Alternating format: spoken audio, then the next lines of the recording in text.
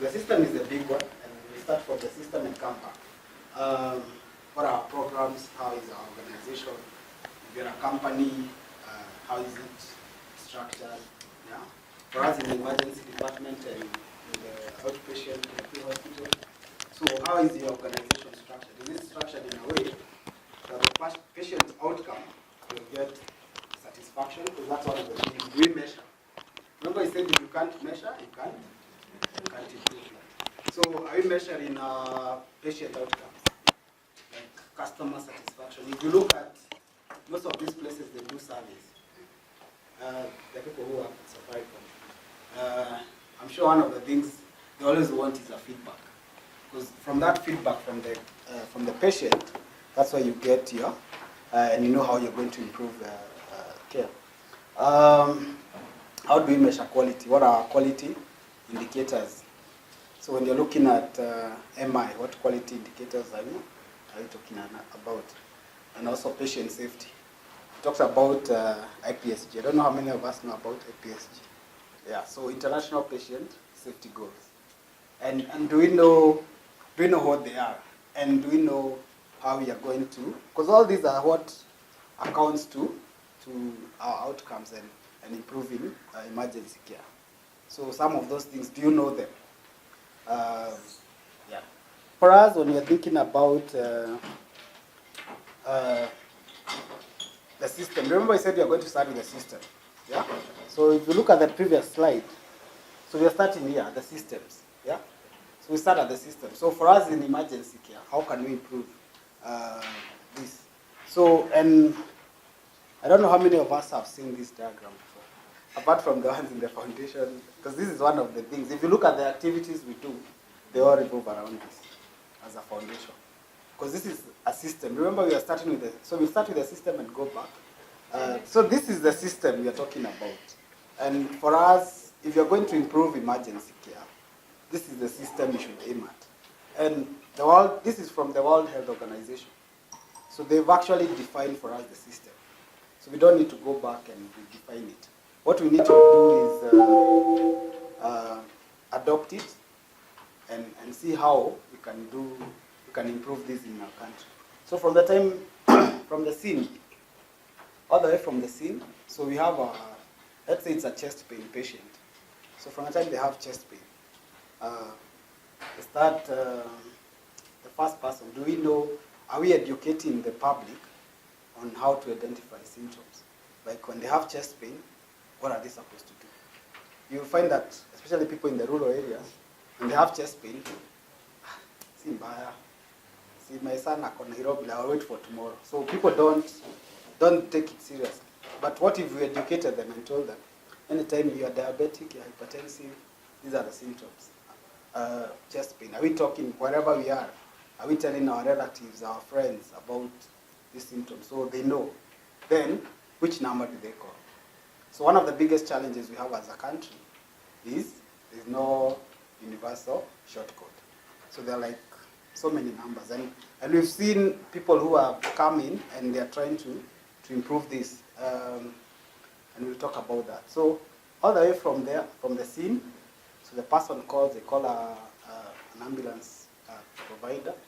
So, and they're different. In the country, we have several players. To the time they're dispatched, then you transport these patients all the way to the facility. The people in the emergency departments, like in our national referral hospital. So for them, the focus will be here. How do we improve emergency care in the emergency department? But it all starts from here. So this is the whole system that we're trying to improve as emergency care. Yeah? And we'll see ways we can improve.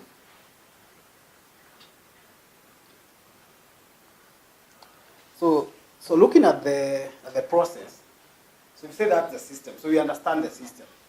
Yeah? And we'll see. What about the process? So we are system, then, so we are coming this way. We're going to the right. So there's a process. So when you're looking at the process, you're looking at three things. You're looking at protocols, policies, and procedures. When you're training, do you have a set standard of policies and procedures of how we do training as an organization? If you are in an emergency department, what are the policies in terms of like chest pain, stroke, how do we manage those things? Do we have protocols? I know most of the emergency departments, especially private, they'll have a protocol for MI, protocol for STEMI, protocol for stroke, and people start talking about door to needle, door to balloon. I don't know if we understand those terms. And all these are part of improving the quality of emergency care. And so for us as a foundation, one of the things we've done is we've come up with algorithms, yeah? Because we want people to have the protocols. So you can't say there are no protocols. And these are free. If you go to the website, you can download for free. If you want a hard copy, yeah, it's 1,000, in case you don't have them, yeah? Because the whole point is to improve. So we're starting with the protocols. So we have the protocols. And for you as what I've seen is most people have their own protocols. Even where I work, we use this, but we also have others. Is there a way we can work together and use one as the whole emergency care fraternity in the country, instead of you being in, let's say, Nairobi Hospital, AAR, and any other place, Kenyatta? Everyone has their own protocols. Can we use one protocol as a country, whichever we choose, but we've agreed on, instead of having several protocols that we're using as a country? So this is where it starts. Yeah? Any questions? So that's the protocols. So, and I looked at some of the processes that we can improve. So there's in and out of hospital cardiac arrest. Are we recording them? Like how many research do you guys respond to? Do you have research forms? Do you record, like we gave this medication? Is there someone recording? And one of the things about this is it's resource intensive. What happens in higher income countries is that there's usually a scribe. So you guys are just doing your things, but there's somebody documenting. But I think when we're training, like for the guys who are doing training, one of the things they emphasize is one person, when doing a research, should be recording. Yeah? Are we just doing this and stopping at the classroom, but when we go back to practice, we don't do them? I know it's hard, but every shift when you come in, do you ever think about, in case we get a cardiac arrest, you're the person to lead, you take care of airway, breathing, and we keep rotating. Do we ever plan those things? Yeah?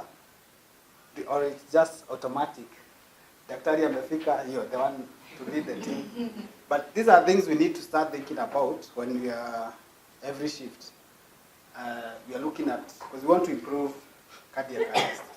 When I'm working in the pre-hospital setting, am I leading people and telling them that when you get a cardiac arrest, this is how you record it? Do we have those research forms? I know they have the research forms.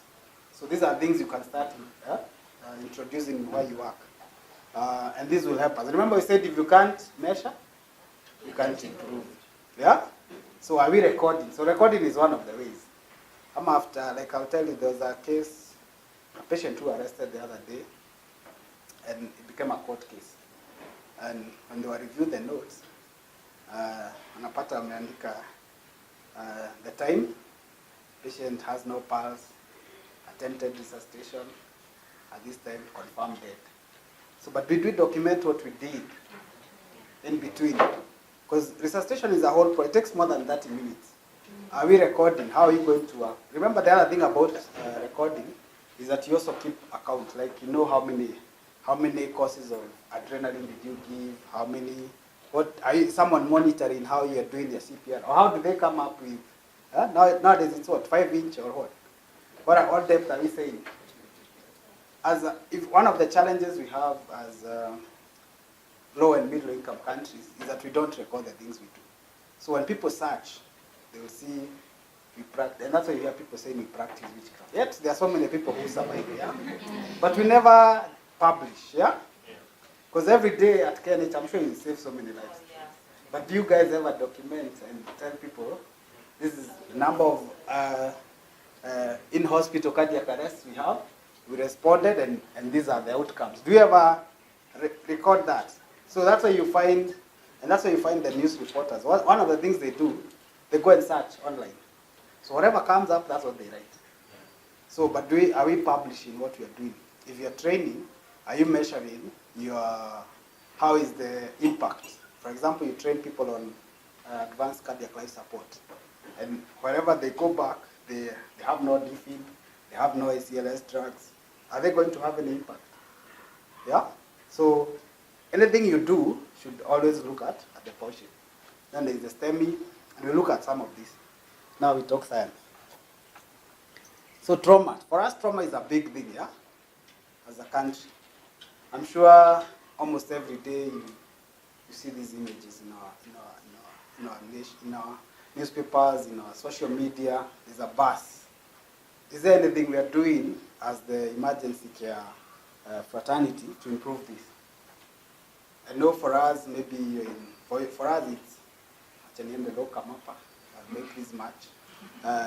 Yeah, that's a big concern for us. Yeah, it's all about where is the next lockup. But when you're doing that, are you thinking, what am I doing to improve the patients who come to, for example, KNH? Am I doing anything to improve their care? Do I know what the world is doing to improve emergency care? I don't know how many of us have heard of the Decade of Action for Road Safety. Anybody who's heard of this? Yeah? So there's a whole write-up, and I can share, I'm sure you've shared your emails, I'll share this on your emails, and it talks about the things that are needed to be done. And one of the things you find is, when people are talking about improving trauma in the country, there's one component they miss.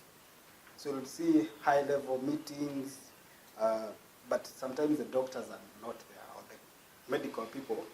Yet we receive all these patients, they come to our facilities, but are we documenting? So if recently they said injury is actually the leading cause of death in the world. It's more than malaria, HIV, TB combined. But how do we tell? If you look at the statistics in Kenya, they'll tell you trauma is number 9. But are we documenting? Do you have trauma registries? I know the late Prof. Saidi had started one. I don't know if it's still there. Yeah? So it's a time, you see, so some of these people have thought about them. When you're working in the outpatient there and you get a trauma patient, how are you recording? We all go for these ATLS classes and do a sample history. Yet when you come to record, you're given another form which is very different. So you never take that sample history, you never do your primary and secondary service, you never document them. Yeah? A TA patient referred to this facility. Yet, how do we improve this trauma care? What is this thing? And this is actually, it's a vision that has been there from 2011 to 2020. So those are the 5 points about that, and you can go and read more about them. But for us, the most important part, and I feel, because some of them involve, there are things we can't do, like the road safety money. That's why we have NTSA in the country. So NTSA is doing all these others. They're ensuring you're having your safe vehicles. That's why you see them introducing speed governors, no night travels. And one of the things you need to understand is that they are relying on this. Every year, there's a World Injury Remembrance Day. I don't know if you know about that. So go and read about that, and you'll see. It talks about all, and everyone is trying to do the 5 things. So for us, in the emergency care, one of the things that we can do and improve is the post-crash response, because that's where we are. That's our space, yeah? So the guys in the pre-hospital setting, you're the guys to go and pick the patient from the roadside, take them to the emergency department. Are you thinking about our golden hour? Yeah? So those are the things we are thinking about. So, and these are some of the things you can do for the nurses. I know you do I don't know, do you still train on, called TNCC? Yeah? So it starts with training. For us as a foundation, we've introduced the emergency care course. There's ATLS, there's PHTLS, and other courses. And all this is to improve trauma care. So when patients are being received at the emergency department or the persons in the pre-hospital setting, the EMT, the nurse who is out there, if they go out and receive the patient, they already have the, remember I said it's about the people, the training and equipment. So do they have the proper training? Are we doing the trauma registry? Are you recording like trauma? These are the patients we had trauma. Are you meeting to discuss? We had this number of patients who had trauma. What did we do? How can we do it differently? Are we publishing? That's the other thing. For us as a foundation, we started something called TIPSI. That's the Injury Prevention and Safety Initiative. So if you go on Twitter, we record all the trauma that are happening. And this is from the newspapers. So anything that is happening, we post it there. And what is likely to happen, like after a year, we'll have all the data of, these are the number of accidents that happen every day. So if you go to Twitter and look and search for TIPSI, that's the Injury Prevention and Safety Initiative, you'll see we record them every day. And this is from trauma happening in the country. We're able to know that these are the number of accidents that are happening. And are we doing that just to share on social media for fun? There's an accident here. It's because we want to understand what is the magnitude. I'm sure being here you've heard of Project 47. If you go to our website, you'll see one of the things we are doing is we're calling the Project 47. And in the Project 47, one of the things we'll do is we'll map all the black spots in the country. So we will know where these accidents happen. And for us, that will help us know when guys are responding, which is like you look at the nearest facility, you're also mapping out all the facilities to know their capabilities. So you're able to link the two and know if I'm in this facility or if I get an accident in this place, this is where I can respond. So looking at all those. So there's this study there. It's when you're looking at airway, so that's trauma. So another system we can improve is the airway management. And this is one of the, it's called the engine and machine to pronounce. It's a style of of recording how we do our airway management. And they talk about how we can improve airway management. And they look at various things from how we record. Like, do we give pre-oxygenation? And what method did you use to give pre-oxygenation before intubation? Did you use a nasal cannula? Did you give the 5 breaths? Yeah? Or what did you exactly do? But the importance of this is a way of recording. Remember, if you can't measure, you can't improve. So if you look at this, this is one of the ways you can improve airway management. So you record. So you're looking at all those things. What drugs did you use to how did you prepare? Yeah? Which drugs did you use? So it records all those drugs and you're able to know. And what this helps is if you all have a standard way of doing things, then irrespective of what you're practicing, you can get data. Because one of the challenges, if you go and search about improving airway management, most of the studies have been done in the UK, in the US, and like for example, this is in this is in Scandinavian countries. This is what they're using. But is there anything we can do for Africa that we have a way of doing things so that when we are all, like for example, if you want to do a study on airway management, you can tell. Because one of the challenges you have, anytime you want to do a study, you don't know where to find data. You don't know if it's airway. How did people do it? Did they record? Nobody recorded. For cardiac arrest, do we have, in the pre-hospital, how many of us, probably there you may not, you're the only people there, so you're the team. Yeah, you don't have anyone else to call. But for guys in the emergency departments, are you talking to the guys in your facility to see how you can have code blue teams? And we look at some evidence. Code blue teams have been shown to improve survival. How are we documenting there? We said about that. What is the quality of CPR that you're giving? Yeah?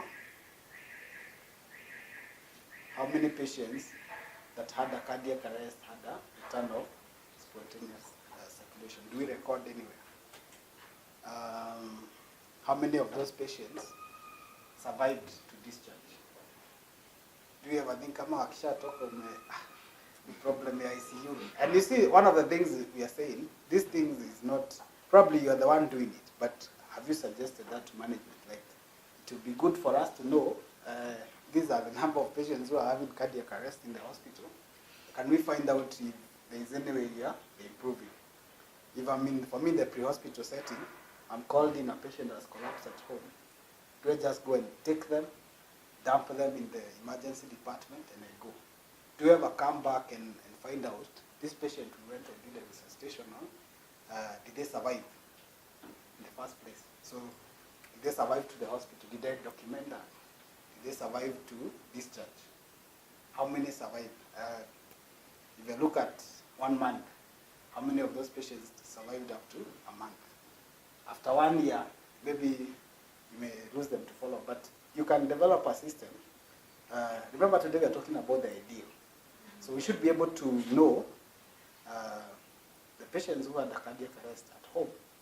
They did resuscitation, they survived to hospital, they were discharged.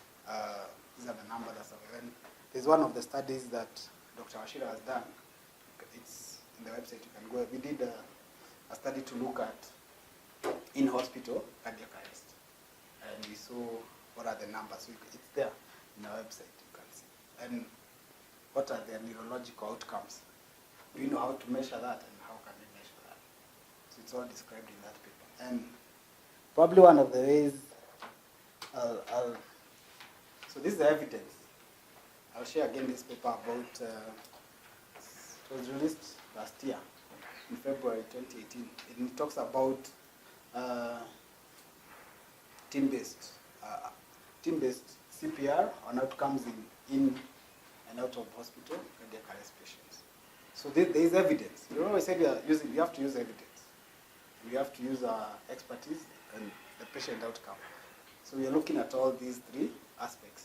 So there's evidence that code blue teams work.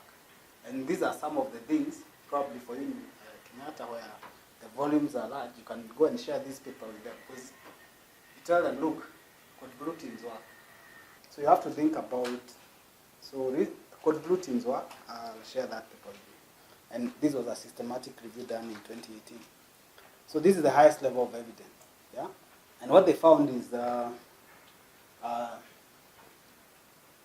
odds of survival and neurologic recovery for patients who received team CPR were higher than those patients who did not. Anyway, you see the confidence interval, if it includes 1, like for example, they say there was no significant difference in the odds of return of spontaneous circulation between the 2 patient groups. So if you look at the confidence interval, it ranges from 0.76 to 3.3. So when it includes 1, it means there's no difference. Yeah? So if you look at this, they're saying confidence interval of 1.31 to 1.77. So there's a difference. So but if the number is including 1, like 0, from between 0 to, let's say, 2. So 1 is included. So that shows there's no difference. So we are seeing that there's evidence that actually teams work. Yeah? So let's look at another big one, STEMI. So we know right now there's non-communicable diseases is becoming one. In fact, what we are facing as a low and middle income country is what is called the quadruple burden of disease. So what used to happen in the past in the low and middle income countries, there was a lot of, probably it was not documented, but that's what I think. But we were suffering a lot from malaria. So, like what diseases were killing us? There's malaria, HIV, and TB. Those are infectious diseases. So, it was a big thing.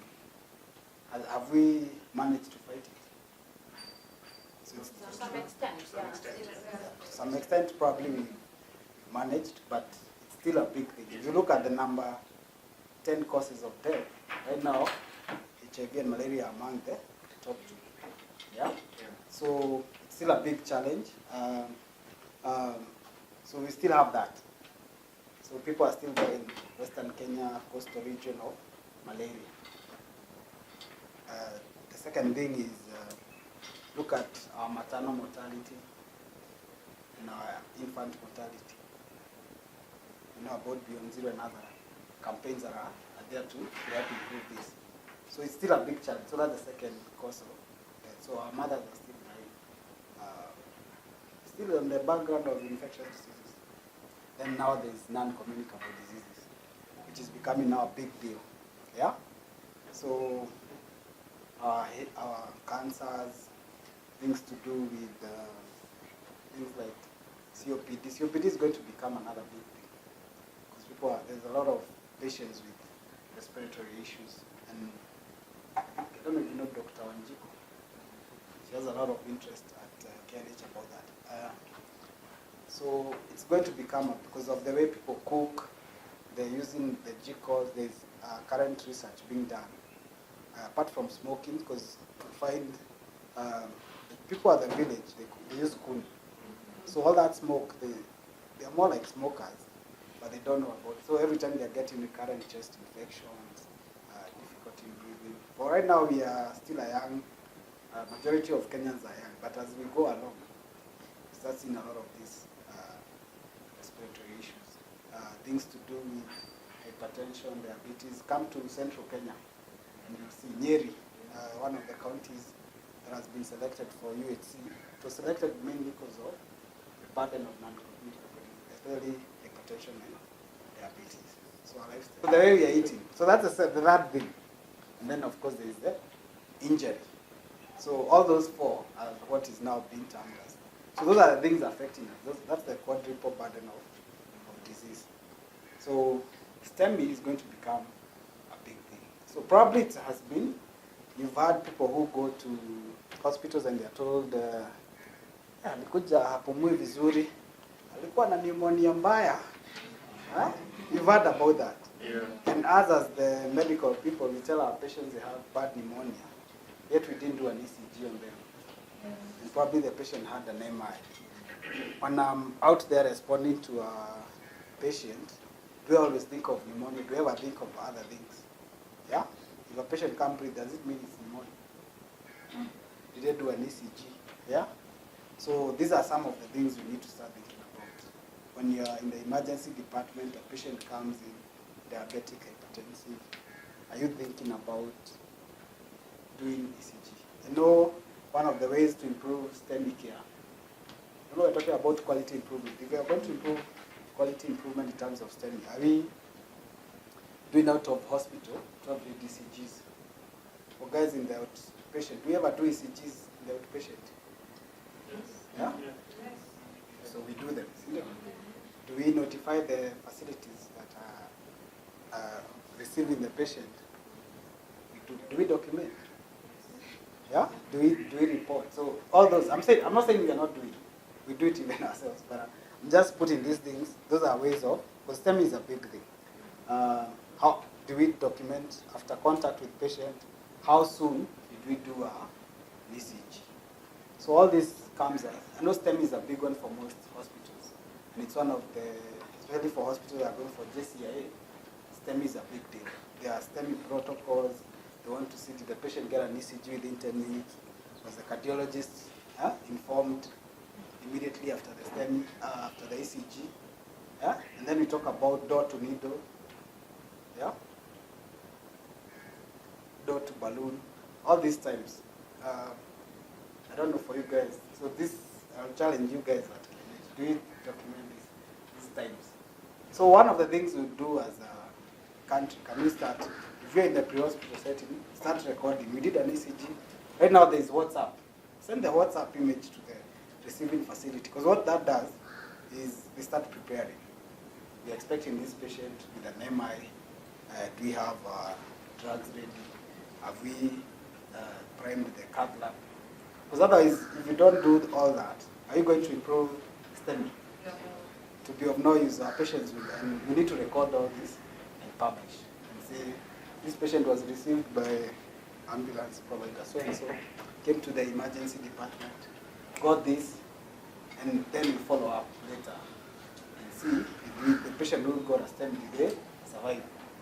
At 30 days, did they survive at 90 days? So for guys who are doing their masters, this can be a study you can do. Yeah? Yeah? So you can look at STEMI, and STEMI is going to be a big thing. There are several people who have interest in it. So think about ways of improving STEMI. So that's just one example. I'll share all these papers. So this was, it was also a systematic review done in 2013, and they looked at ways of improving STEM. They were more interested in, for me I have a lot of interest in pre-hospital, that's where I work. And they were looking at out of hospital 12 lead ECG and notification of the receiving facilities and how it improved STEMI management. And what they found is that where PCI was performed, it was associated with a 39% reduction in short-term mortality. Yeah? And where the middle, for me, was performed. Yeah, so there was a reduction of 29% in the short-term mortality. So those pre-hospital, when you're doing the pre-hospital ECG, don't say you won't do them again, because that facility did another ECG. So you're working, there's evidence that actually doing them in the out of hospital improves survival. Yeah? And then, of course, the times were also significantly reduced. Because the time immediately you send that ECG, the cardiologist is informed you're expecting this patient with a STEMI. So can you start preparing? You have the drugs you're going to take to cancer. Yeah. So you started all this. Then the good thing it does is communicates back with the people there. Have you given aspirin? Have you? No. Keep telling us. In case the patient arrests, do this. So there's constant communication with the facility. I think one of the challenges we have in the medicine fraternity, we all work in silos. So me, I'm in a pre-hospital setting. I'll do my things, come dump at KNH. I'm not interested in what happens after that. I go back to my facility and do I know what happened to the patient?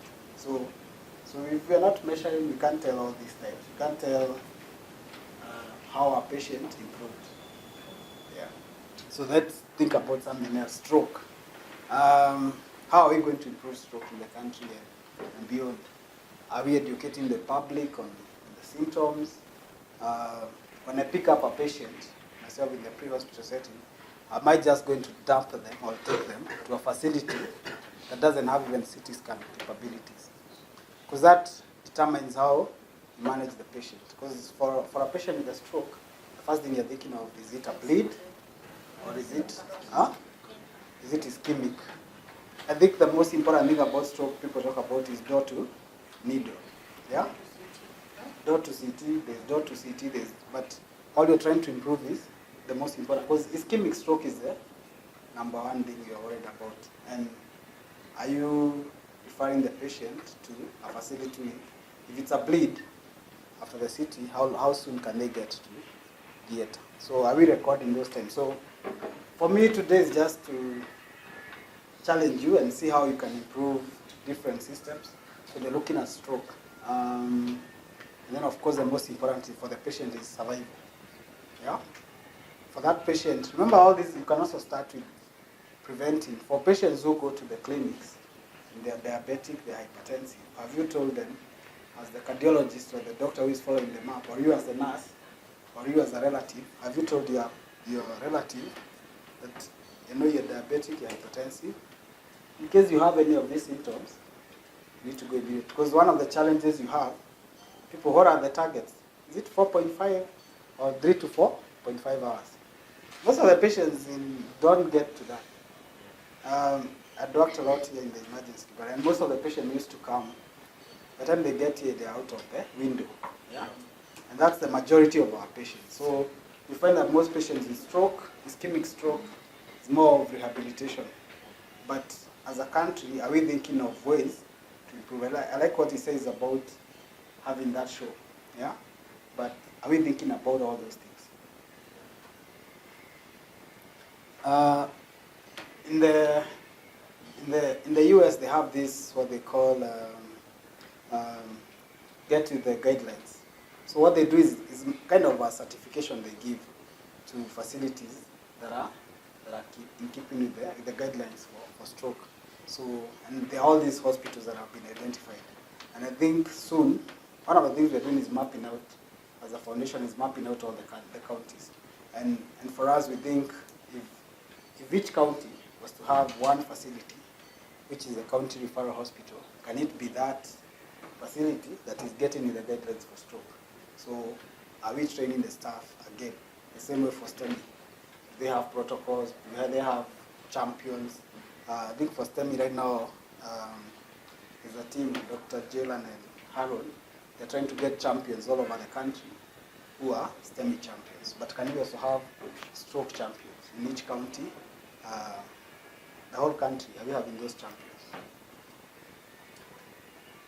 And then there's a big one, the turnaround time. Yeah? So this is a big one for all of us. For me, in the pre-hospital setting, I want to know what is my response time. And that's the question everyone wants to know. Like, how soon did you guys, I called you at this time. We've actually talked about it. I called so and so at this time. They took forever. They took more than an hour. I had to call who. Yeah? Because turnaround time is key. And all we are doing is we are trying to beat those door to needle, door to balloon. Yeah? So all those times, as much as they're important to us as the doctors, even to the customer who is a patient, they are thinking about it. Yeah? Sometimes I think one of the things working in the emergency department, waiting time. Everyone keeps saying, we are at 2 hours. We need to improve. If you do a locum, I think for me, I had waiting time. I don't want to work in an emergency department. Yeah? Because you're always being pushed. Patients will come to you. I've been waiting here for so long.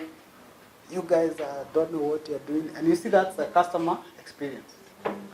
Do you ever measure that in public hospitals? Maybe the private ones do, but do you ever think about that? And you've seen in our public hospitals, they have all these service charters. Are they just writings on the wall? So turnaround time is a big thing.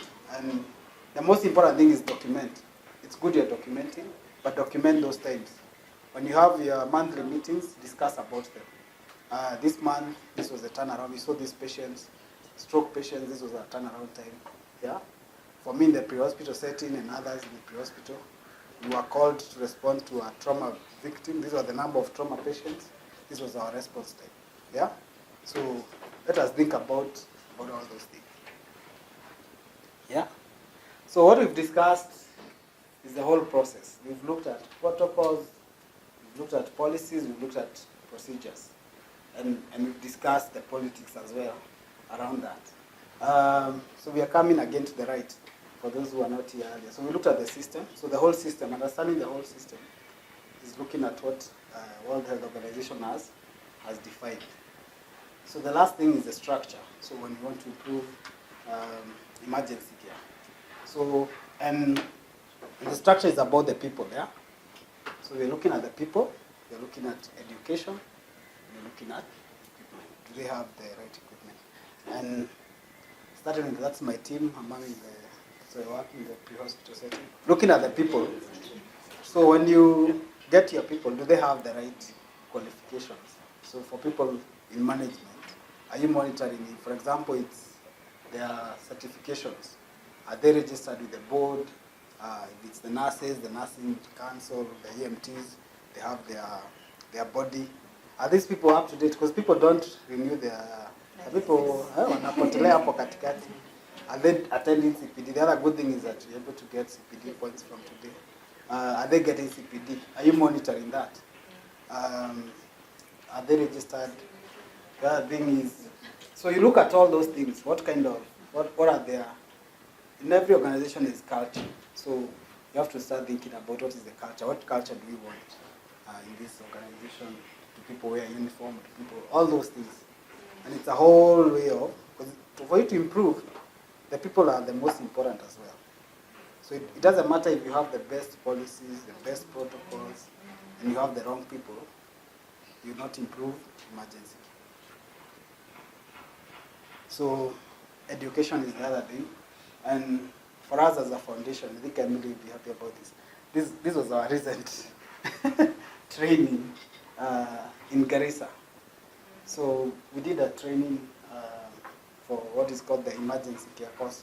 And we trained about So we're getting champions in each county. So we have 12 champions in Garissa. So who can implement? And the emergency care course is around the protocols. So training is very important, and I think you had said that. Go and train, go back wherever you are, tell people about how to improve quality. And this will be, in this, you can go and refer those diagrams. So you have to continuously train. Then of course get the correct equipment. Again, for us as a foundation, if you go to our website, you'll see point of care ultrasound. Like, you know, this next week we're training people, and one of the important things people may not know is the ultrasound machine is actually the next stethoscope. Yeah. So with the ultrasound, you don't need actually a stethoscope. You can look if it's a trauma patient. Yeah. You can tell they have fractures, they have air, they have blood, and you can rule out all those things with the point of care ultrasound. So start thinking of how, as a foundation, we can help your institution to get, because we train on point of care ultrasound. We give ECGs. So if all these people are getting MIs, are they able to do ECGs? You'll be shocked when we collected data about the counties. Actually, most counties don't have ECG machines. So patients will go to a facility, they'll see a clinician who correctly diagnoses they have an MI, then sends the patient to some other facility, go and get an ECG. So and that delays your door-to-needle, door-to-balloon times. So one of the things we've done is we're donating machines. Yeah. And we're also training, because there's no point of giving people equipment and they can't use. So, because that's one of the challenges. I think one of the things we'll do after this is we'll start a group where people can just post ECGs. So if you've done an ECG in your facility, just send it to the group. You'll get people who can interpret and give a response. And just ECGs, upon any other issues, then get another one for a different thing. So that way, we'll start improving STEM. And that doesn't cost. Looking at the whole, so we've looked at the structure, we've looked at the people, the education. So we've looked at all those, and we understand, so for us to continuously improve, you have to have the right system, you have to have the right process, and the correct structure. Yeah? So, but how do we measure the satisfaction, the patient outcome? Remember, it's about the patient. As much as we want to make, there's no way it's written profits in all this. Yeah? So it's about the patient. How are we measuring satisfaction? Do we do surveys? For us in the medical field, I think I'd alluded to this before, is about the IPSG. And she had talked about the International Patient Safety Goals.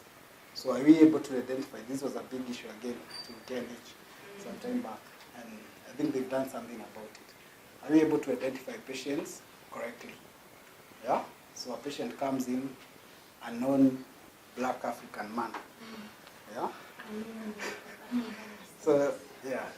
So, do we identify correctly? Do we do, how are we communicating? Yeah?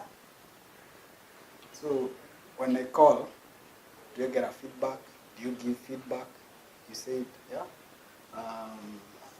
The high alert medications, do we have, are we recording? I'm sure these are things we do, so this one, our DDAs, so we are recording them correctly. When we do procedures, are we doing them on the correct patient, the correct site? Or do we take our patients to theater, they have a bleed, we do on the wrong side? So all those things, yeah? Infection control is a big one. Hand washing, I'm sure the nurses know about this too well. They're always being checked. How are you washing your hands? So you need to know all that, and other ways of infection control. Harm to patients. When I put my patient in a bed, is this a patient who can't walk? Are we monitoring the falls? How many of our patients in our department have we risk stratified them to high risk, low risk, intermediate risk, or we just put a patient in the bed and tunamwacha, the next thing they're on the floor. So you've brought new issues to the patient that they didn't have. So you have to think about all these things when you're thinking about patient safety. So it covered in all that. Are we looking at why do patients come to us? Yeah? They come to us because they're in pain. That's the reason patients will come to us. They have some discomfort. Are we recording are we doing our pain scores? And are we just doing it at the time they came? Nasikia uchungu wapi? How severe is that pain? Are we recording? Are we monitoring? I gave medication. The patient improve or not? Are we doing those things? So we have to measure, because all this is what, if you control pain in a patient, irrespective of everything else you did, you'll always think you're a very good doctor, or you're a very good clinician, you're a very good nurse. But it's because you took care of the problem that actually brought them to you. Yeah? And the pain is also emotional. So, are we doing our customer satisfaction survey? So, I took this patient with an MI. We did all those things to them. They survived. Did we go and find out how did we respond? How did you like our service? Are we doing that? Are we looking at also the relatives? Because remember, customer satisfaction is not just the patient. How was your service to the relatives? Did they feel that you cared? Yeah? Are we measuring that? So these are other ways of improving. And what I can say is, as I said earlier, is not what your country can do for you. Ask what you can do. And I think for us, that's the challenge today. Like, what can we do to improve emergency care? What can we do? So we've talked about all these things. Is it just theory? Are there things we can do? Yeah? And for us as a foundation, those are some of the things we are doing. Just to remember the picture we showed you earlier about so from the time of the scene, so we're looking at post-crash care. So we're working, we're doing all that, educating. So guys were asking about numbers. We've shared this number. We'll share again with you guys. These are two numbers that you can actually share. We'll share this in the group about that. How are we improving transportation? How are we improving our emergency departments? So all those trainings, the algorithms, the investigations, the triage. Yeah.